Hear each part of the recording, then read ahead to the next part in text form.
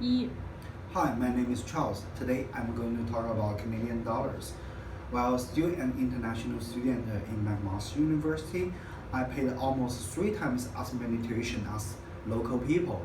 Back then, the exchange rate of Canadian dollars against the RMB is around 7. When I finally started to work and earn Canadian dollars in 2015, the rate is already below 5. This means if I come to Canada at a good timing, my tuition could be like 30% cheaper. I hope this would be a good example of telling you guys, as long as you are living in Canada or doing business associated with Canada, currency value has a big impact on you. The Canadian dollars, the exchange rate of Canadian dollars against USD has been volatile over the past year. Personally, I'm quite bearish on the Canadian dollars for 2019, mainly because 3 reasons. Firstly, USA.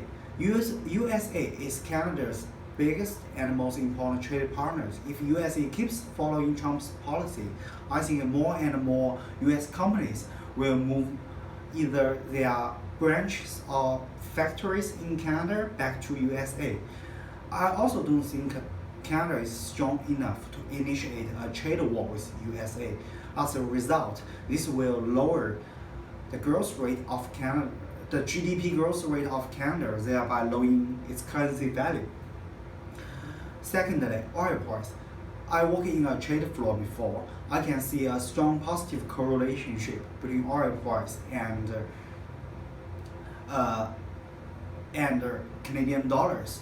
As Canada is one of the largest oil exporters and rely heavily on oil industry, the oil price level is already get back to 70 something, a price level at which OPEC members like Russia and Saudi can expand their output easily because they have relatively lower cost of extraction compared with Canada.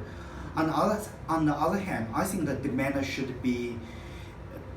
for oil should remain roughly constant in 2019. So I don't see a upside potential for oil price, neither for Canadian dollars. Lastly, even though Canada is in a rate rising circle, we already seen a big drops in both volumes and price in housing market over the past year. I don't think Canada's housing market can bear several rounds of rate rising in 2019, especially when Canadian government keeps imposing this foreign buyer taxing on housing market. As to implication, lower Canadian dollars will improve competitiveness of Canadian goods, thereby boosting exports. On the other hand, lower Canadian dollars means domestic asset is depreciating compared with foreign asset.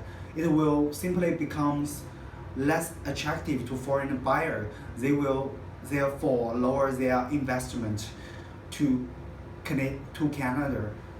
I think that's it. Thanks for your patience. Huh?